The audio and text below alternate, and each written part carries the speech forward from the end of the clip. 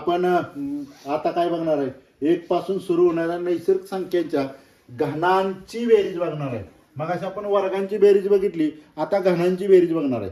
बघा घनांची बेरीज करताना काय करायचं आहे, बघा काय करायचं, मागाच्या सारखं शेवटचा अंक कुठला आहे तर 4 आहे, बरोबर का. शेवटचा अंक कुठला आहे 4 आहे. त्याच्या पुढला अंक कुठला आहे, 4च्या पुढला अंक कुठला आहे तर 5 आहे. इथं छेद 2 करायचं आणि ह्या कंसाचा वर्ग करायचा. कंसाचा काय करायचा, वर्ग करायचा. एवढंच आहे ह्याच्यात. बघा करूया. बे के बे, बे दुनी 4 किती आलं, 5 दुनी 10चा वर्ग आला. 10चा वर्ग किती येतोय ते तुम्हाला माहितच आहे. किती येतोय 100. खतम. बघा आता या पुढलं गणित बघूया.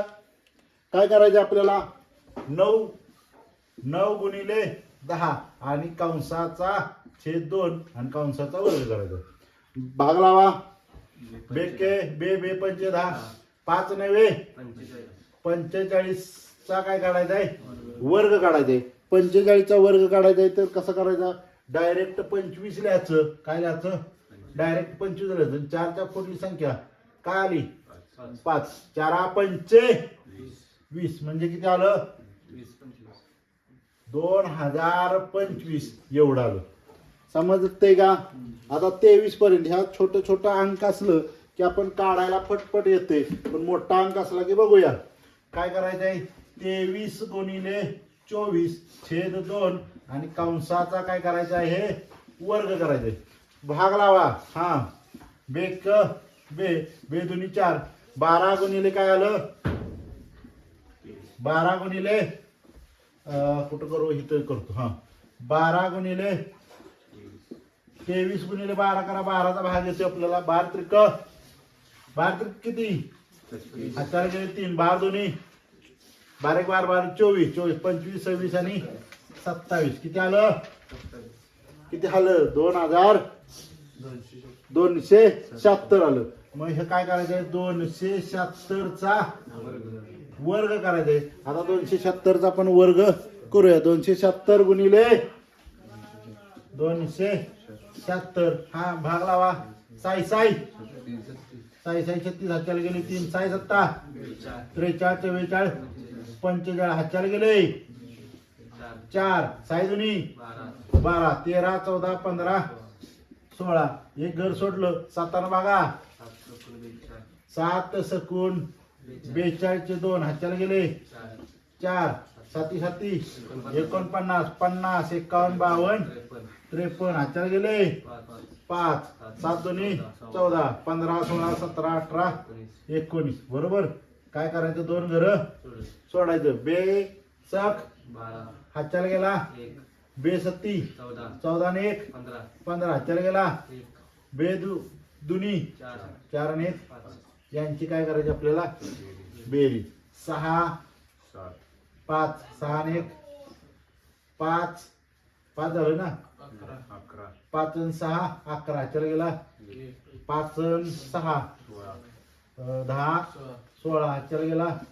5 6 7 किती आलं, किती आलं उत्तर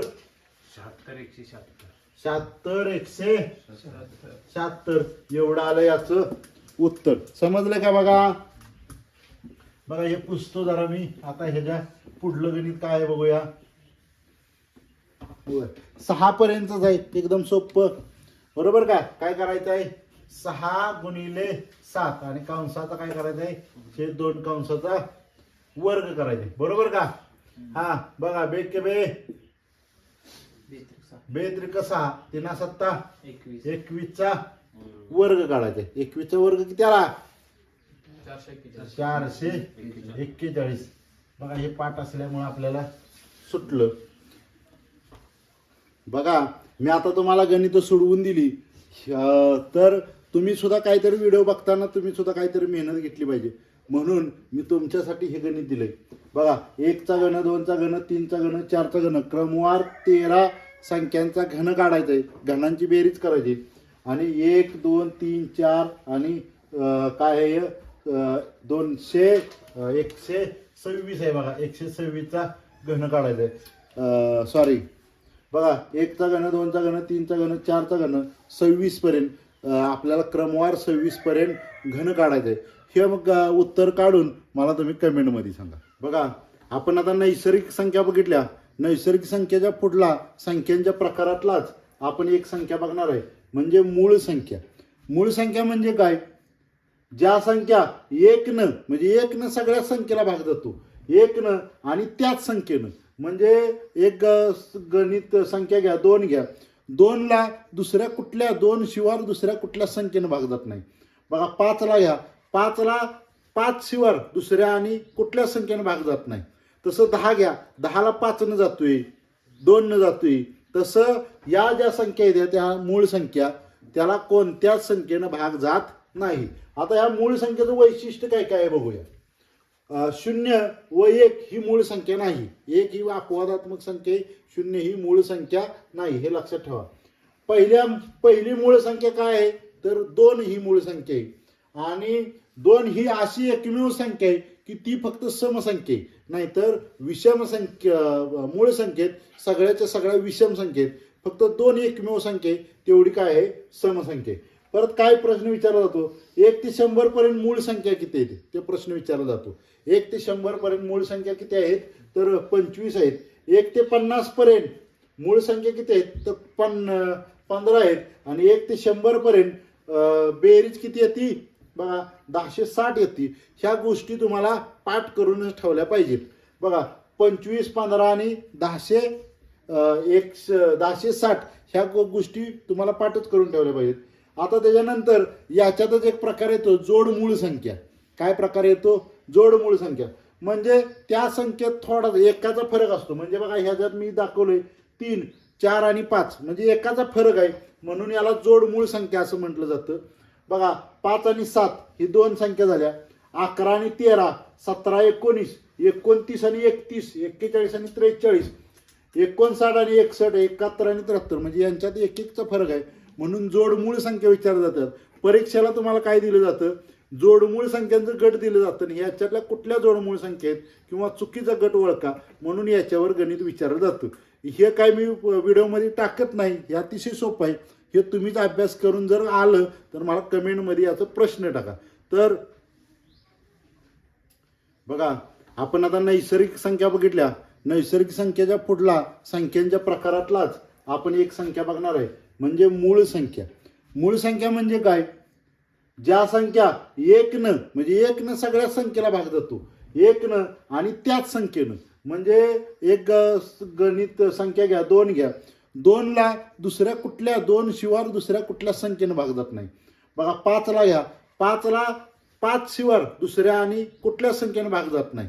तसं 10 घ्या, 10ला 5नं जातोय, 2नं जातोय. तसं या ज्या संख्या आहेत त्या मूळ संख्या, त्याला कोणत्याच संख्येनं भाग जात नाही. आता या मूळ संख्येचं वैशिष्ट्य काय काय आहे बघूया. 0 व 1 ही मूळ संख्या नाही. 1 ही अपवादात्मक संख्या आहे, 0 ही मूळ संख्या नाही, हे लक्षात ठेवा. पहिली मूळ संख्या काय आहे तर 2 ही मूळ संख्या आहे. आणि 2 ही अशी एकमेव संख्या आहे की ती फक्त समसंख्या आहे. नाहीतर विषम संख्या, मूळ संख्येत सगळ्याच्या सगळ्या विषम संख्येत फक्त 2 एकमेव संख्या आहे, तेवढी काय आहे? समसंख्या.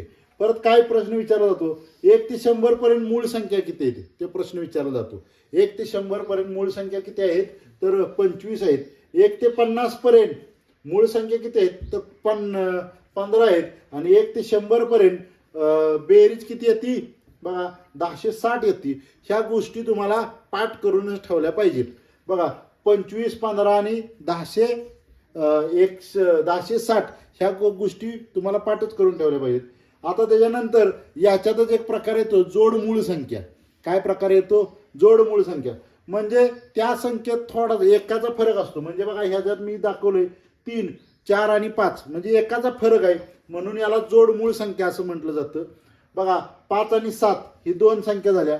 11 आणि 13, 17, 19, 29 आणि 31, 41 आणि 43, 59 आणि 61, 71 आणि 73 म्हणजे यांच्यात एक एकचा फरक आहे, म्हणून जोडमूळ संख्या विचारल्या जातात. परीक्षेला तुम्हाला काय दिलं जातं? जोडमूळ संख्यांचं गट दिलं जातं आणि याच्यातल्या कुठल्या जोडमूळ संख्येत किंवा चुकीचा गट ओळखा, म्हणून याच्यावर गणित विचारलं जातं.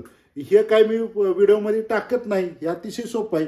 हे तुम्हीच अभ्यास करून जर आलं तर मला कमेंटमध्ये याचा प्रश्न टाका. तर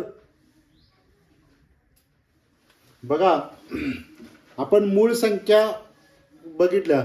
मूळ संख्यानंतर मूळ संख्येचीच बहीण म्हणजेच संयुक्त संख्या असं म्हटलं जातं. ज्या संख्या मूळ संख्या बघा काय, या मूळ संख्यांच्या व्यतिरिक्त ज्या संख्या राहिलेल्या संख्या असतात त्याला काय म्हणतात, तर संयुक्त संख्या असं म्हणतात. म्हणजे 1 ते 100 पर्यंत संयुक्त संख्या किती असतात, तर 74 असतात. कारण एक ही मूळ ही नाही आणि संयुक्त ही नाही, त्यामुळे 1 ते 100 पर्यंत कितीचा संख्या असतात, तर 74 असतात. हे तुम्हाला परीक्षेला प्रश्न विचारला जातो आणि ह्याच्यावर चुकायची जास्त शक्यता असते. तुम्हाला व्याख्या दिली जाते आणि व्याख्या दिल्यानंतर तुम्हाला विचारलं जातं. त्यामुळे ध्यानात ठेवा, 1 ते 100 पर्यंत 74 संख्या येत्या. एक ही मूळ ही नाही आणि संयुक्त नाही. मूळ संख्या झाल्या 25 आणि एक संख्या झाली ती, म्हणजे राहिल्या 74 संख्या. ध्यानात ठेवा, संयुक्त संख्या किती आहेत, तर 74 आहेत.